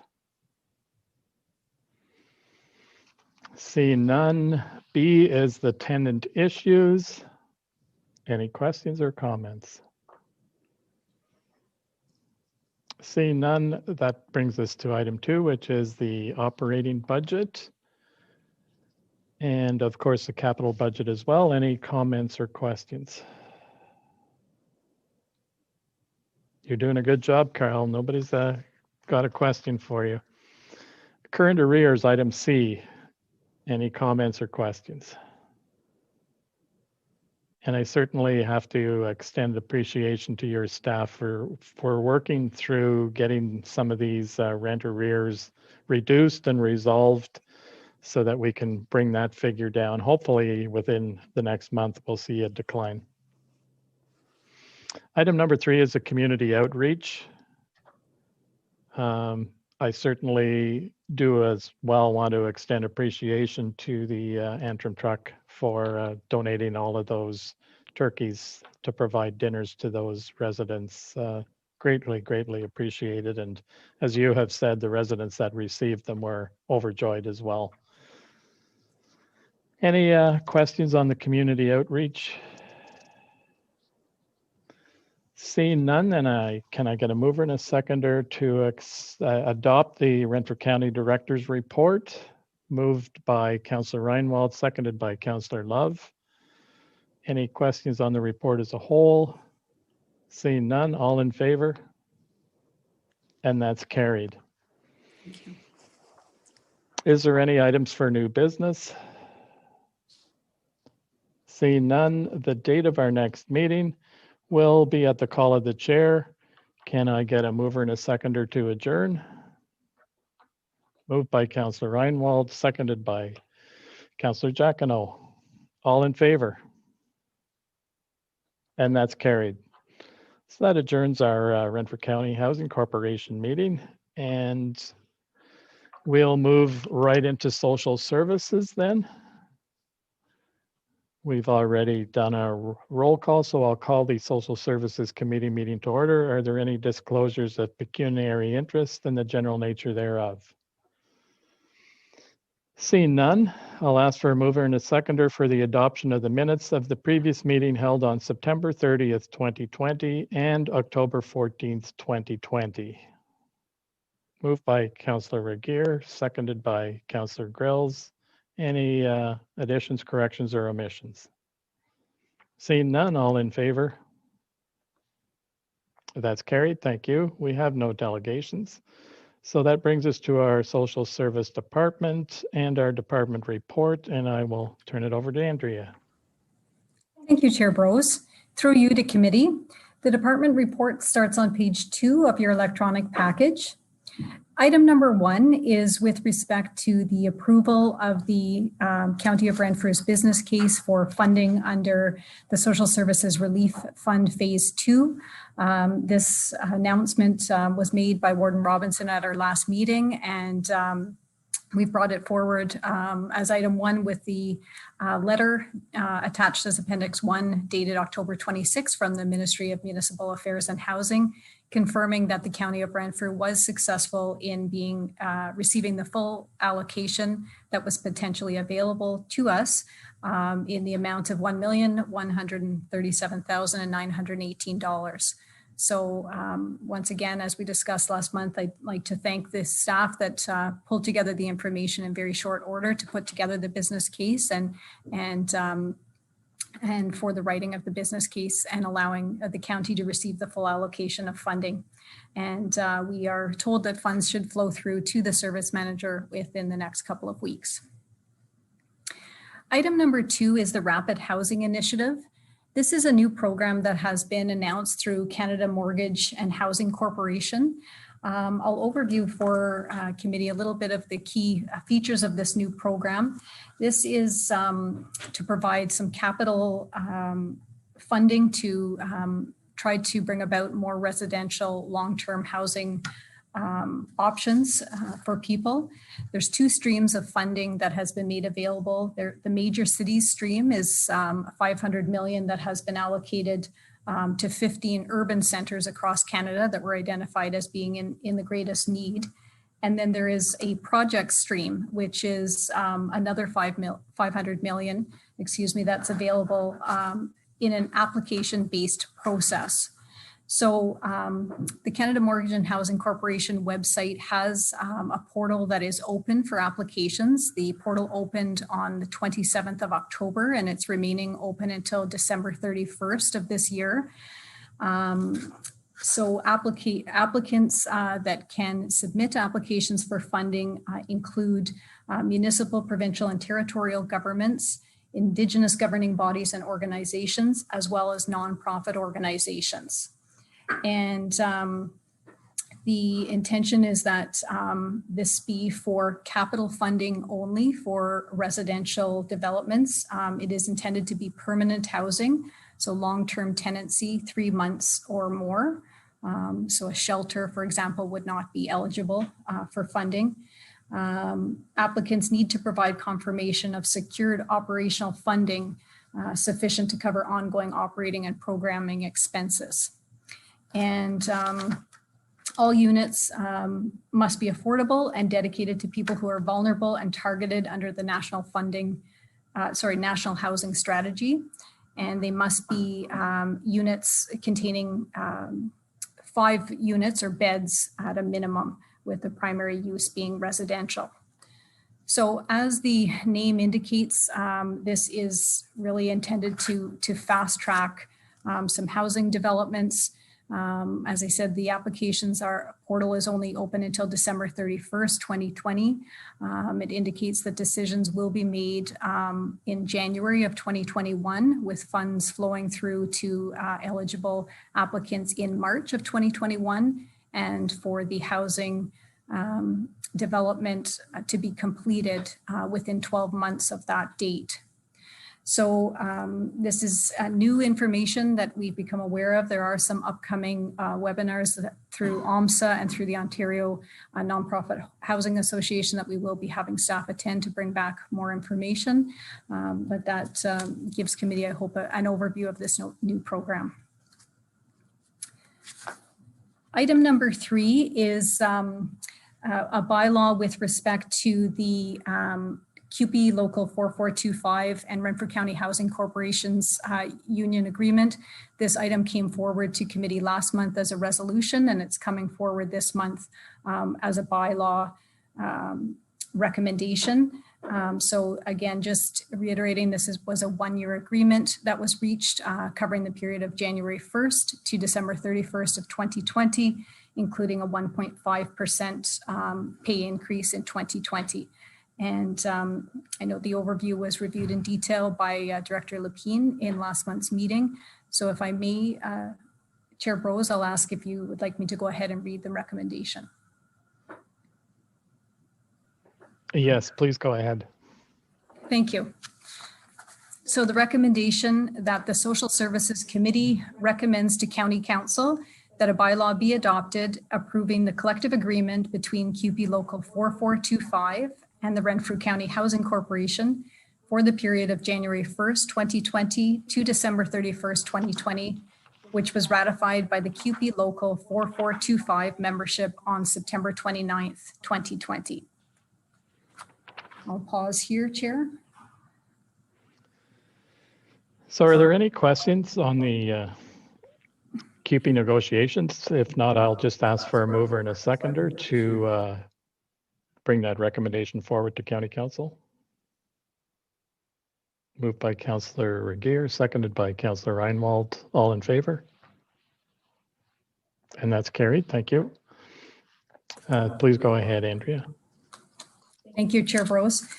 Through you to committee. So item number 4 of the report is with respect to the Opeongo nonprofit housing transfer of assets to Renfrew County Housing Corporation. So again, Mr. Stewart has walked through the background with committee in the last meeting. So if I may, Chair Brose, I'll read the recommendation. Yes, please go ahead. Thank you. So the recommendation is that the Social Services Committee recommends to County Council that a bylaw be passed approving the transfer of assets from the Opeongo nonprofit community residential development incorporated to the Renfrew County Housing Corporation, and further that bylaw 107-19 be repealed. And that does conclude the department report, Chair Brose. Thank you. Can I get a mover and a seconder for the recommendation? Moved by Councillor Love, seconded by Councillor Giacono. Any comments or questions?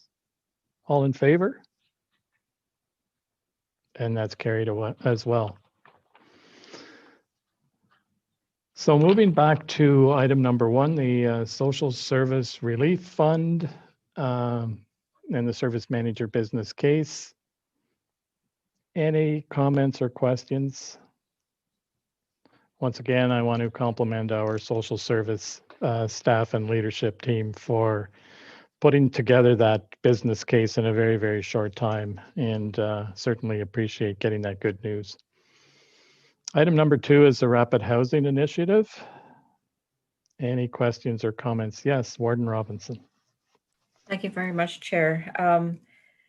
I'm wondering whether or not with this housing initiative, whether or not Councillor Giacono would be interested in providing this information to the folks at the grind. I see this as part, they talked about partnerships that they have in the community with community living, family and children's services, etc. Perhaps this is some place for them to start as a partnership to go forward and try to get some funding for housing for people in need. Again, in reference to Mayor Love's comments about our job as advocates and lobbyists for the County of Renfrew, something like that. If there was a proposal, that's something that that perhaps the county could get behind. Yes, Councillor Giacono. I'd be pleased. I'd be pleased to correspond with them. Thank you for that plug and that idea. Thank you.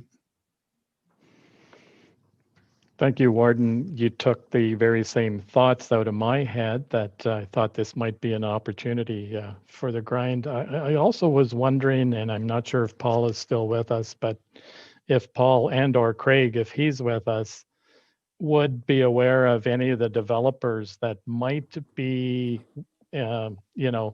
working on a development project where they could access some of this funding as well. I'm not sure, Mr. Morrow, through the chair, if Mr. Morrow is available or not, but I can suggest that we are currently going through a seniors housing strategy as well, Chair, and we are communicating some of the findings of the draft, at least to developers, and we're working with developers, of course, as we move forward on certain P3s or public-private partnerships as well. So this is welcome information. We did know this was coming, so we'll continue to monitor this and see where it fits, of course, with Andrea's crew and Laura's crew at this point. Thank you very much, Craig. And yeah, appreciate that information. Hopefully, I know that once again, the timelines are very, very tight, so it doesn't allow much time to put together a proposal. Are there any other questions on item number 2? Seeing none, we've already addressed items 3 and 4. So we have item 5, which is the Ontario Works Division report. Andrew, did you have any comments you wanted to add to that? Thank you, Chair. No, I don't have any comments to add. Thank you. Any questions or comments from committee?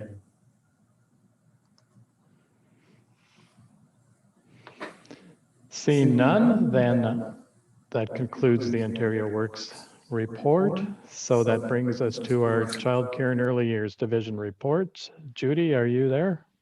I am here, Chair. Thank you. Oh, I'm sorry. I will need a resolution to adopt the Ontario Works Division report. Can I get a mover and a seconder? Chair Brose, is the manager not going to go through the report? Yes, actually, she just commented that she forgot to include that part. So she is going to go through her report now. Thank you, Chair Brose, and through you to committee, my apologies. I misunderstood your question. You were asking me to start the Ontario Works report, and I had understood that you were asking if I had any questions or any other information to add about the Rapid Housing Initiative. So my apologies to committee on that. I will overview the Ontario Works report at this time, and it does start on page 6 of your electronic package. So item number 1 in the Ontario Works report is the Ontario Works caseload statistics. So committee will note that we continue to be on a bit of a downward trend with our ongoing caseload. And as we've discussed over the last couple of months, we believe that this is due to the financial benefits that remain available through the federal level of government.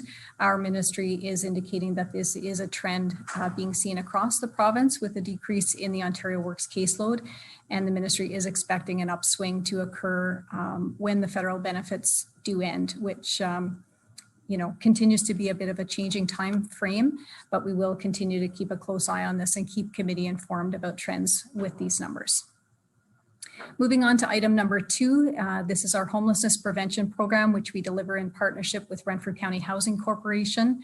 And as Carol spoke to earlier in her report, our homelessness prevention program has been a very busy program, and staff are working very hard in this area. So I spoke last month to committee. We had the highest number ever of applications to be processed in a month, and that was in August. We processed 89 applications. You'll note this month staff have processed 123 applications under the homelessness prevention program. So this is continues to be a program that is in great demand. The majority of applications being processed through this program are for rental arrears to help people prevent eviction. So that's both some of our Renfrew County Housing Corporation tenants, as Carol spoke to, as well as other residents in our communities, and also applications for help with hydro arrears to prevent disconnection of services. So again, a program that remains in very high demand. Moving on to item number 3, this is the Disaster Emergency Management Conference, which myself and an Ontario Work Supervisor were able to attend virtually on October 7th and 8th. This conference is one that we have been attending annually for the past few years, and we do find that it is very beneficial in terms of bringing information about how to help manage throughout an emergency or a crisis. And we continue to take away, beneficial information through this conference. Item number 3 is the item number 4 is the enhanced verification process. So enhanced verification process, or EVP as it's referred to within Ontario Works, is a risk-based process where files are prioritized for review by staff in the local office. We have third-party data exchanges with third-party sources, including Canada Revenue Agency and Equifax Canada, among others. And files go through the data matches in the background. And when there's mismatches of information in terms of differences between what may be reported to Canada Revenue Agency and our office, those files are prioritized for review by staff. So as indicated in the report, our EVP was suspended temporarily by the ministry back in March in order to allow local offices to redeploy staff to processing emergency assistance applications and other financial benefits. They did then give the option, depending on where local offices were at in their state of readiness, to voluntarily resume EVP reviews over the summer months. And now, as per Appendix OW1 is the memo indicating that these files have been returned as a review process on a mandatory basis across Ontario starting this month in November. So we are resuming this function in our offices in November. Item number 5 is the Algonquin College Fall Business and Leadership Virtual Conference, which again, myself and an Ontario Works Supervisor had the opportunity to attend on the 26th of October. This conference had originally been scheduled in the spring and was then rescheduled to the fall. And then the college had to change it, of course, to a virtual format. I thought the college did an excellent job of changing the format, and I found that it was a very beneficial conference to attend. A number of key workshops were offered through this in various capacities of leadership, talking about how to engage youth in the workforce and to ensure you have a diverse workforce. Some of the workshops were dealing with performance management and how to continue to motivate and inspire your staff through those processes. And the keynote address was actually very impactful. Dr. Robin Defoe is a psychology professor and instructor out of Trent University, and she spoke about resiliency and how to help as a leader to maintain resiliency in your workforce, particularly in times of great stress.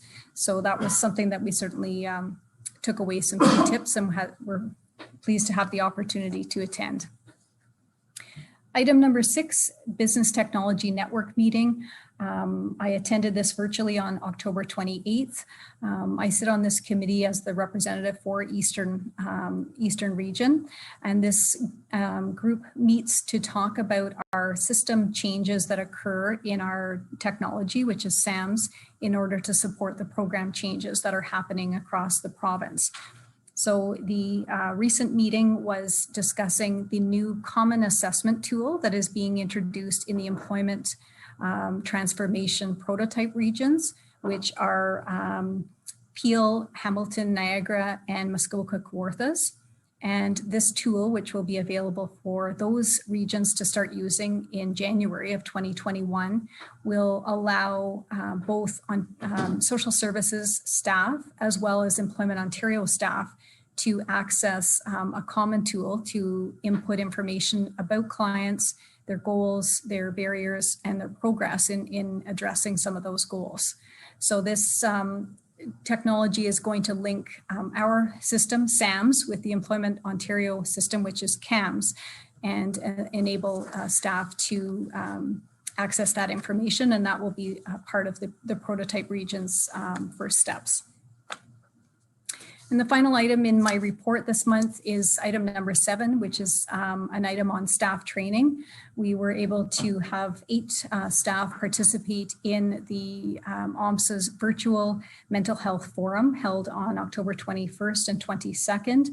This forum was developed by OMSA in recognition of the changing role of Ontario Work staff, and was really designed to bring workshops and training to frontline staff to give them some tools and ability to become better prepared and to equip staff to help support the mental wellness of clients. And there were a number of very important workshops that were covered off for our staff, and we did have really positive feedback from our staff about this workshop. And thank you, Chair Brose. That concludes my report.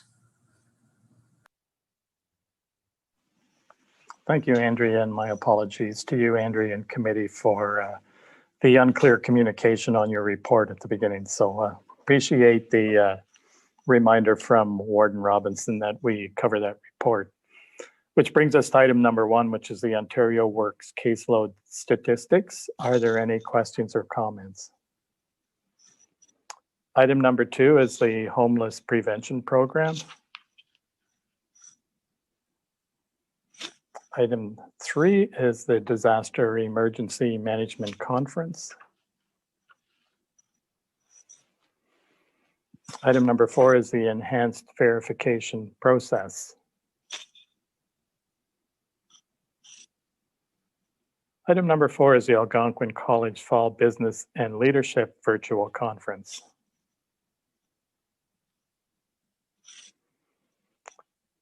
Item number 6 is the Business Technology Network meeting.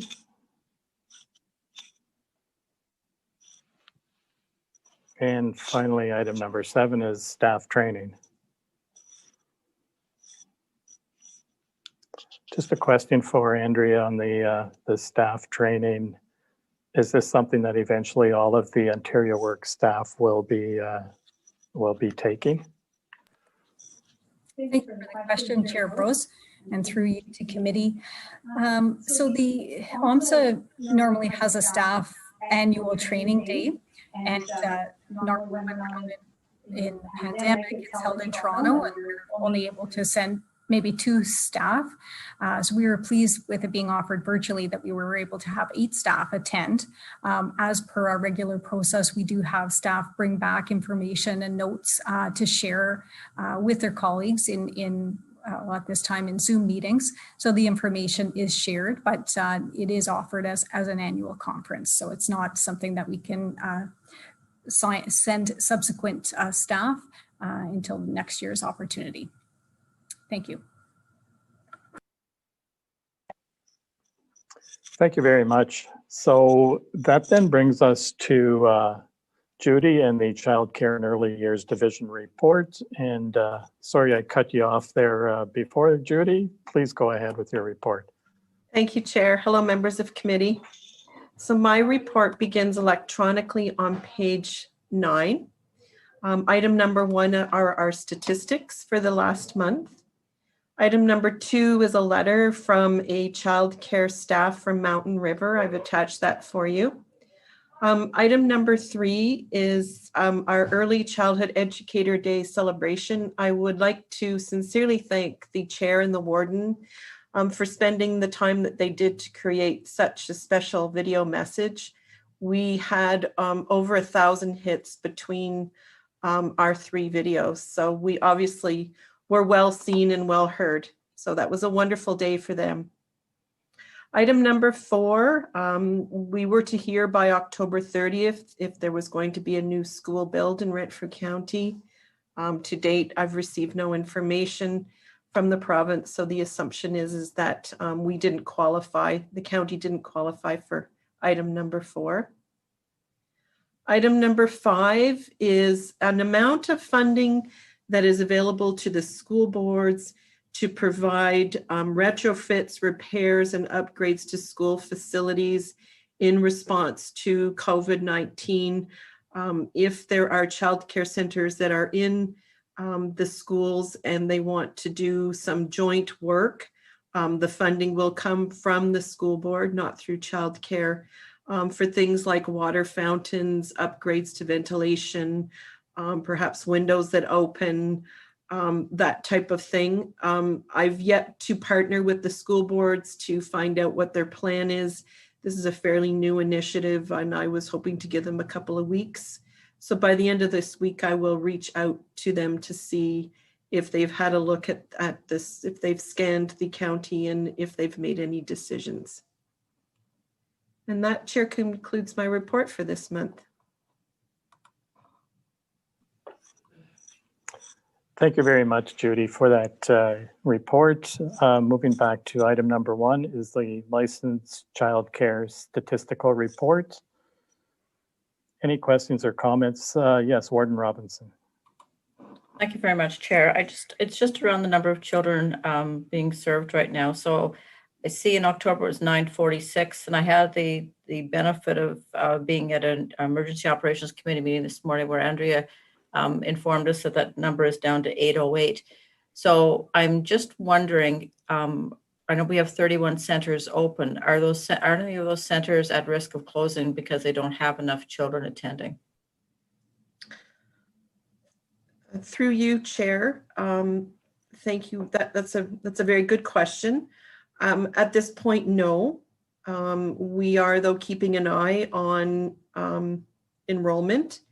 We do have some of our more rural centers are operating on very low enrollment, but we're also looking at the level of employment and the employment opportunities available and watching things get back to more normal in some situations. And we don't foresee at this point a problem with centers closing.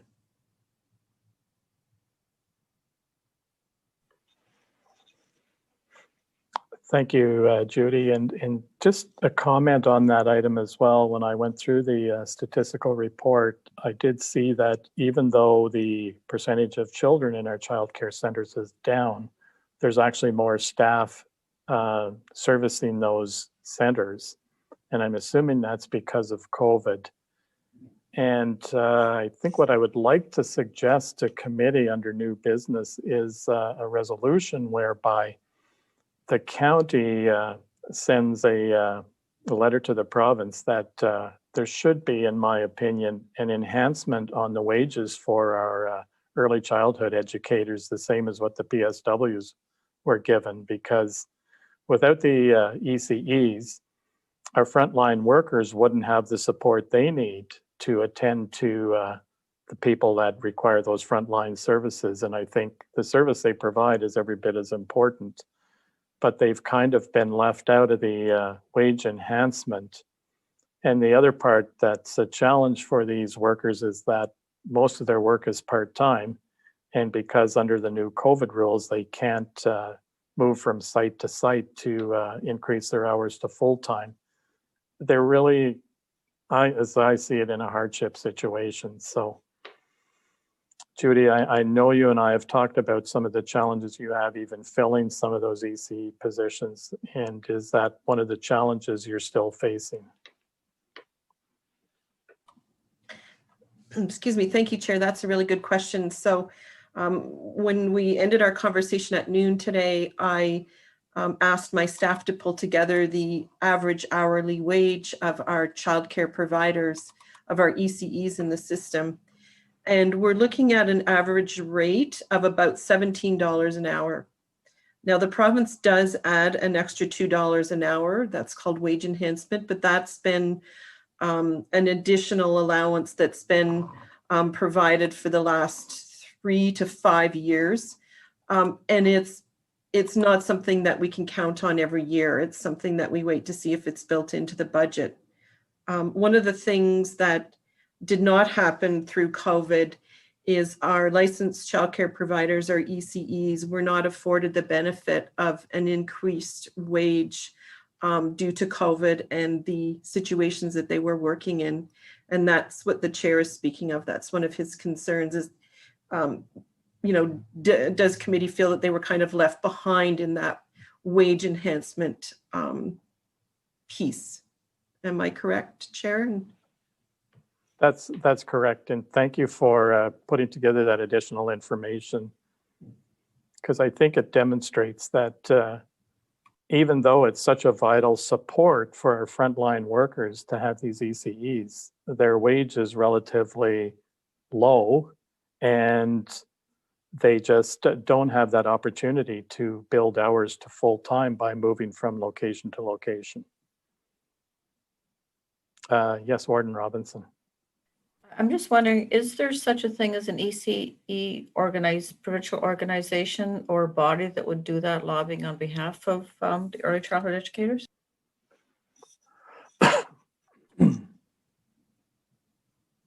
Would you like me to answer that, Chair? Yes, please. You probably know better than I do. Through you, Chair. Yes, there are several organizations and bodies that have lobbied for a long time on the low wages. Absolutely. Have we seen change? We've seen small increments in change, but our ECEs remain, our ECEs working in licensed childcare remain paid well below what ECEs working in other sectors in the province, such as school boards. Absolutely.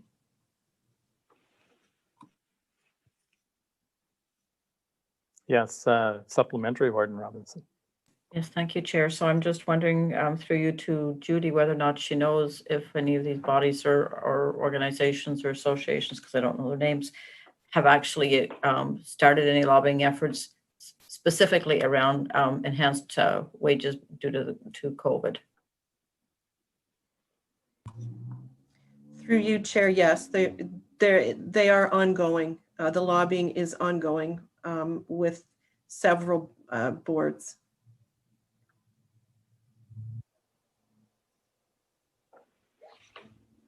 Councillor Reinwald.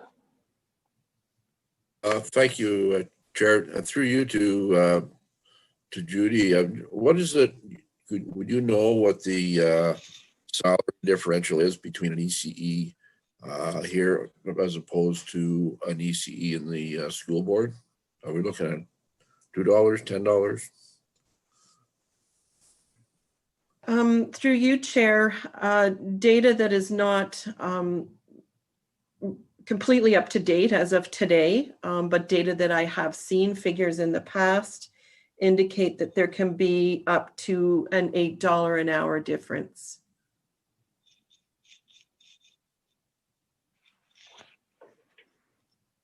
That's a significant difference. And I would assume it creates the other challenge for the early childhood or the childcare centers trying to retain staff, is because as soon as there'd be an opening with the school board, those some of those staff would move on. And they probably get a position with a full benefit package as well.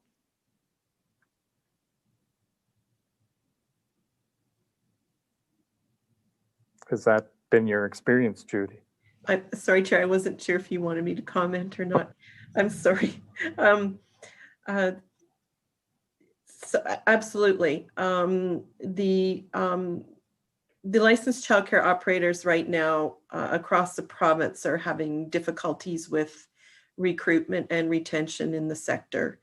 There are the low wages. There are longer hours of work because there's cleaning now that's required before and after the program opens. There's the extra strain of, the risk of COVID. There's the PPE that must be worn. It has become a job that is a lot more intense than it was before, as in most positions across the province, absolutely. But I think one of the things that's been brought to light is when the province shut down because of COVID, licensed childcare was the very first action item on the province's agenda. These licensed childcare providers, they stepped up to the plate. They were the first to the plate other than our emergency services responders, but they knew that, that they were going to be expected to be involved. These folks just jumped right in with both feet. And I think, that you're not to put words in your mouth, Chair, but, I think your concern that you brought up in this morning's meeting was that there hasn't been compensation for that type of work that's happened since March, and that from an economic standpoint, folks would not have been able to go back to work because if licensed childcare had not been opened. And so the importance and the value of the work that's done needs to be really more recognized than ever because of the part that they played in the COVID response early on. I hope I haven't put too many words in your mouth, Chair, but I believe that was your concern this morning. Thank you, Judy. And yes, that certainly was my concern, that to me, they were every bit as essential as our frontline services, and yet they didn't seem to get the same recognition as far as a wage subsidy or wage enhancement. So it's something I would ask committee to consider. I'll bring it up again under new business, but we can move back to your report. And item number 2 is the letter of appreciation from Mountain River staff. Item number 3 is the Early Childhood Educator Day 2020, celebrating the 20 years. And I just want to say I really did enjoy doing that little video, and I didn't get to see the wardens, but I think she had the same pleasure putting that together for you. Yes, Warden Robinson. Well, you really missed something by not seeing my video. It was about 25 takes. It was awesome. I'll have to go back and review it. Item number 4 is the Ontario investing $550 million to build and upgrade schools. Judy, can I just ask you where the county was looking at building a new school? Which community? Is it something that you would have that information on? No, Chair. And I do believe that this came from the province. It was a provincial scan of what was needed rather than a community request. Thank you. Item number 5 is the COVID resilience infrastructure stream. Any questions or comments from committee? Seeing none, any comments on the report as a whole? So I'll ask for a resolution to adopt all the reports as presented. Can I get a mover and a seconder? Moved by Warden Robinson, seconded by Councillor Love. All in favor? That's carried. Thank you very much. So under new business, actually I have 2 items now. One item that was brought up earlier and was suggested that I bring to our Social Service Committee meeting was possibility of changing the name Social Services Committee. And as suggested by social service staff, that the name maybe be changed to Community Services. And staff feels that if that's something that committee would support, now would be the time to do it, as we're working on the new service counter at the county building in Pembroke, as well as we heard from Mr. Kelly, that they're working on new signage. So if that was a change we would entertain, then he could make sure the new signage reflected that as well. So I would ask if that's something that committee would be willing to support, or I guess first I'll ask for comments on the feeling from committee. Councillor Grills. Thank you, Chair Brose.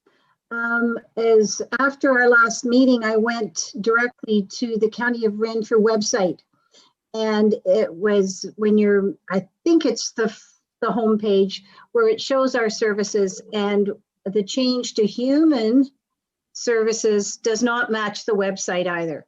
On the website, it clearly states community services, and I would certainly support the fact that community services might mean more to the people who are using those services, and hopefully we'll connect it as well with our website.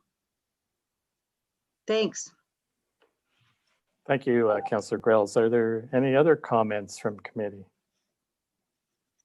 Councillor Love.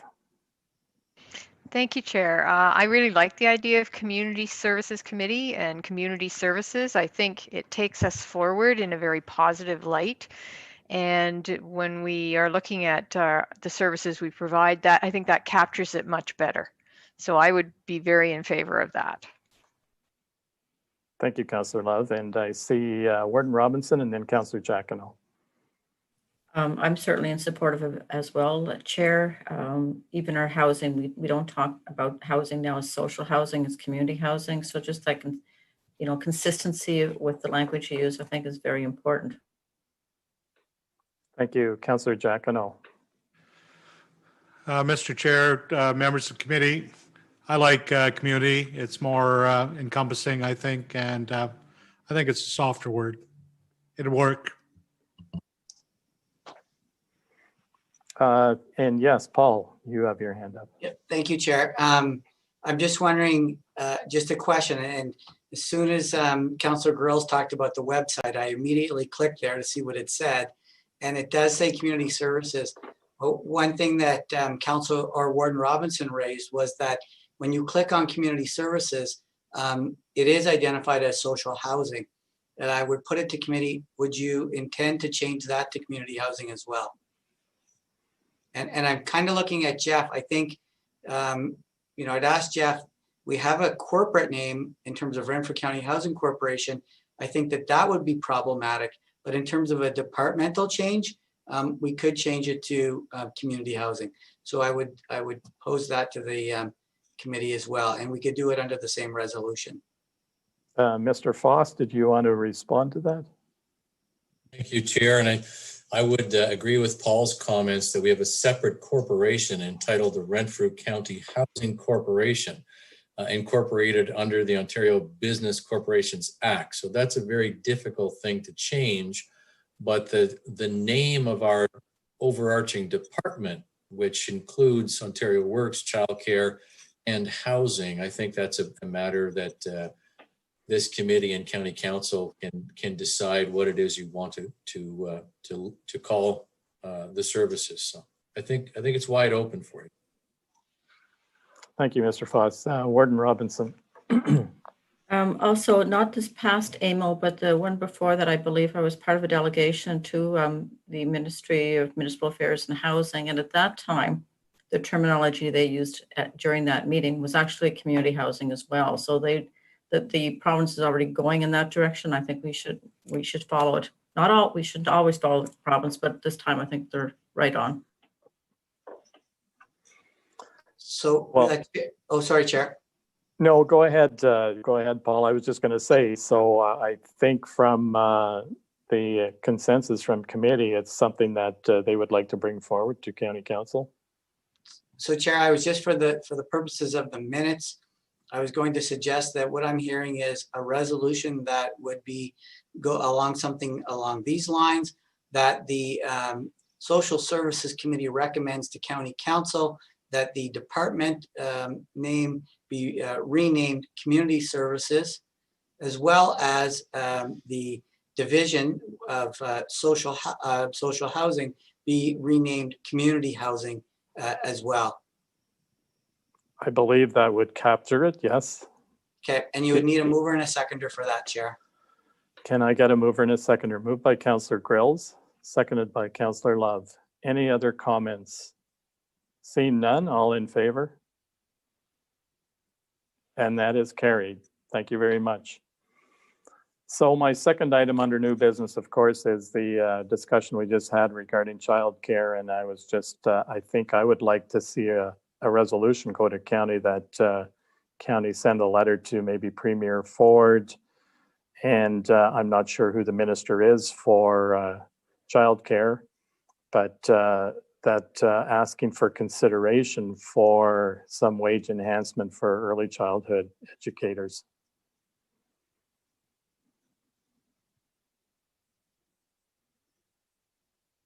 Warden Robinson. Are you looking for a mover? I'm looking for a mover and a seconder. I'd be happy to move it. Moved by Warden Robinson, seconded by Councillor Love. Any other comments? Paul, would is that a resolution we would need, or can that be a direction to staff? You can do direction to staff.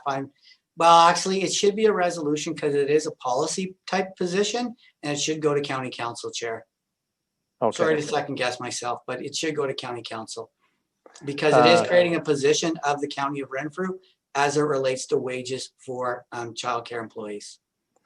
So are you able to capture what I said, or is there something that you would like to put together that might say it clear? I'll try to do it off the top of my head, and that the Social Services Committee recommends to County Council that the warden be directed to prepare a letter with respect to enhanced wages for childcare employees. And is that specific to ECEs? I believe it is. Maybe Judy, is there just ECEs, or are there any other staff involved? I would direct it towards the ECE profession working in licensed childcare. That would be my recommendation. Okay, so that's how we'll amend it. If that's okay with you, we'll indicate that it is for the ECE professionals, wage enhancements with respect to ECE professionals within the childcare industry or profession. Sorry. Thank you, Warden Robinson. You had a comment.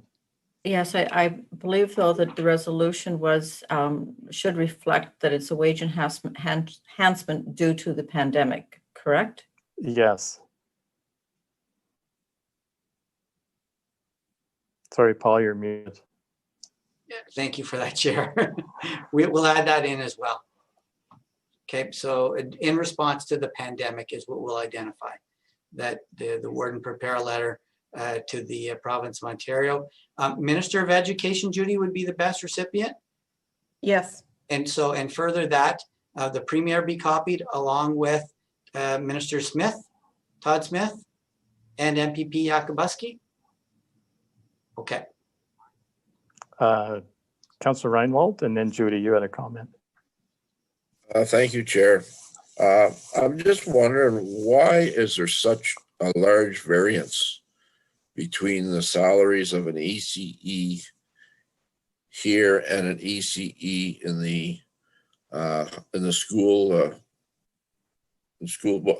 boards? It seems quite a drastic amount. Anybody have a answer? Judy, did you want to tackle that one? Well, it really goes back to the availability of provincial funding and what different sectors within the Ministry of Education are funded for. The ECEs within licensed childcare, the amount that they're funded for is basically what the system is affording them. And correct me if I'm wrong, Judy, but I think the ECEs in the education sector are also unionized, which probably gives them an advantage as well. Councillor Grills, you have a comment. Thank you, Chair. That was my suggestion as well. As soon as they get a job with the school board, they're most probably enrolled in a union position. And that would definitely make the difference. Depending on which union and which school board. Thank you for that. Any other comments? Yes, Judy. I apologize, Chair. I've just heard the word wage enhancement used today, and they already receive a wage enhancement allocation, and that's exactly what it's called. That's pre-COVID and unrelated. So I'm wondering if a different word could be used, different words. That might be my recommendation. And I'm just, yes, Warden Robinson. Well, we do have the term, I don't know what it is off the top of my head, but we do have the correct terminology because that's what, paramedics received and that. So whatever the province refers to the pandemic pay, that's what we're going for, I believe. Oh, that was my thought. It would be the pandemic pay.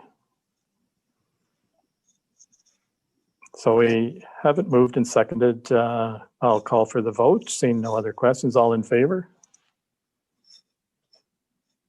And that's carried. Chair, I believe Councillor Councillor Reinwald was waving. Oh, sorry, Councillor. I Yeah. thought you had your hand up to vote. No, I was just waving at everybody. So would this be retroactive? I don't believe it would be, but I guess, can you ask for that, Paul? I guess you can ask for anything. I think this is more of a general letter, Chair, if I may, through you to committee. I think it's more of a general letter expressing concerns about the discrepancy or the gap between wages moving forward. I think that would, should they respond saying they would consider it, then we would follow up with that. Okay. Thank you. Thank you. So were you voting in favor, Councillor Reinwald? Thank you very much. So that concludes new business. Sorry, Warden Robinson. That's all right, Chair. I just received an email about an inclusive community grants program. And I guess I'm directing my comments at Councillor Jacquinot as well. This is another program that may be of interest to the folks at the Grind, because I'm sure that some of the people that they are supporting and trying to support would be considered part of our senior population as well. So I'd send this email to you if I had your email address.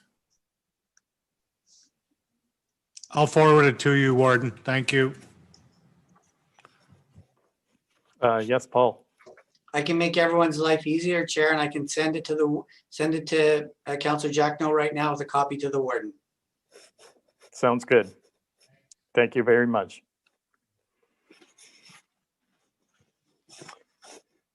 So the date of our next meeting will be at the call of the chair. I'll ask for a mover and a seconder to adjourn. Moved by Councillor Regier, seconded by Councillor Reinwald. All in favor? That's carried. Thank you very much. It's been a lengthy afternoon, but I appreciate your patience, and it's going to be a busy week.